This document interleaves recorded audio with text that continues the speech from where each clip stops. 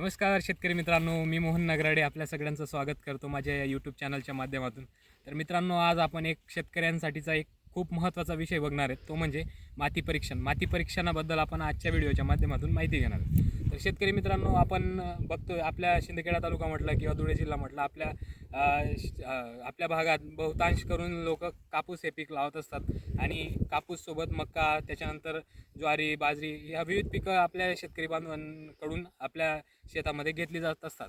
पण वर्षानुवर्षे आपण हे पिकं घेतो आणि त्याच्यामध्ये विविध प्रकारच्या रासायनिक खतांचा आपण वापर देखील करत असतो आणि या रासायनिक खत दरवर्षी परत परत वापरल्याने शेतीची जी पोत आहे, जे आपण म्हणतो की शेतीची जी सुपीकता आहे, ती सुपीकता कुठे ना कुठे आत्ता आपल्या शेताची कमी होत चाललेली आहे. आणि ती सुपीकता किंवा शेतात पडलेले जे काही आपले अन्नद्रव्य असतील, विविध प्रकारचे अन्नद्रव्य असतात जमिनीमध्ये, मातीमध्ये, तर ते कोणते आपल्या शेतामध्ये आहेत, कुठले नाही आहेत, ते आपल्याला जर जाणून घ्यायचं असेल तर सर्वात महत्त्वाचं आहे म्हणजे माती परीक्षण. तर शेतकरी मित्रांनो, आता सध्या हा एप्रिलचा महिना चालू आहे, पुढचा महिना असेल ज्या वेळेस आपली शेतीची पूर्ण आपण मशागत चालू करत असतो. म्हणजे तशी तर या महिन्यापासूनच मशागत चालू होऊन जाते. पुढच्या महिन्यात आपली मशागत आणखी वेग पकडते आणि जून महिन्यात आपण लागवड ही करत असतो. तर हे 2 महिने खूप महत्त्वाचे आहेत, जेणेकरून आपलं शेत मोकळं पडलेलं असतं आणि या मोकळ्या शेतात आपण जर मातीचे नमुने घेतले तर ते आपण लवकर प्रयोगशाळेत पाठवू शकतो आणि मातीच्या नमुन्यांचं परीक्षण करून घेऊ शकतो. तर महत्त्वाचं काय आहे, तर मातीचे नमुने कशा प्रकारचे घ्यायचे.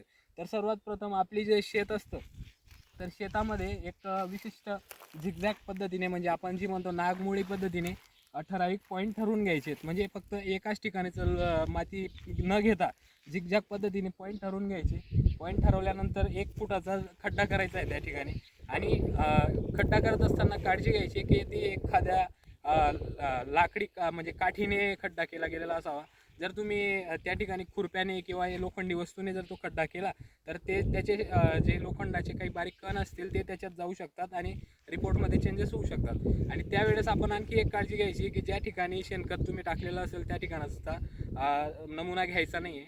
बांधालगतच्या जमिनीचा नमुना घ्यायचा नाही आहे. आणि जिथं आपले गुरं वगैरे बांधलेले असतील त्या ठिकाणचा नमुना, आपण त्या ठिकाणची माती घ्यायची नाही.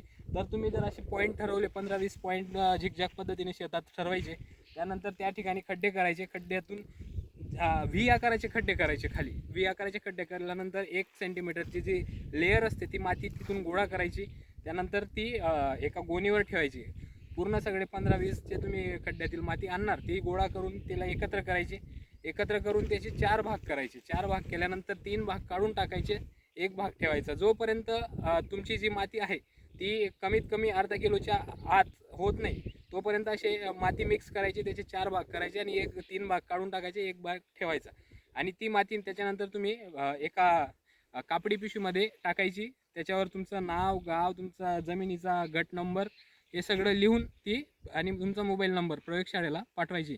तर अशा पद्धतीने जर तुम्ही नमुना घेतला आणि तो तुम्ही त्याचा जो सॉईल रिपोर्ट काढून आणला, तर त्या सॉईल रिपोर्टमध्ये तुम्हाला तुमच्या जमिनीत असलेलं नायट्रोजनचं प्रमाण, तुमच्या जमिनीत असलेलं फॉस्फरसचं प्रमाण, तुमच्या जमिनीत असलेलं पोटॅशचं प्रमाण हे तुम्हाला कळतं. त्याच्यानंतर तुमच्या जमिनीचा pH कळतो.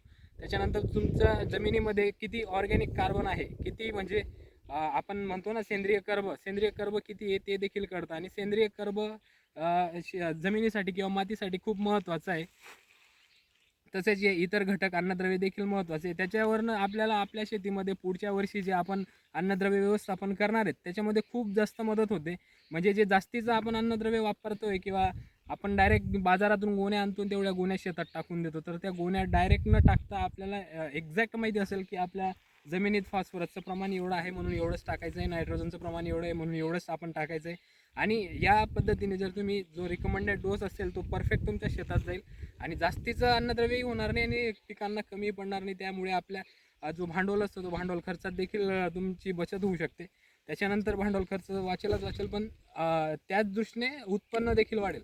तर अशा प्रकारे सर्व शेतकऱ्यांना माझी विनंती राहील की आपण सर्वांनी आपल्या मातीचे नमुने घ्यायचे आहेत आणि ते परीक्षण करून आणायचे आहेत. धन्यवाद मित्रांनो.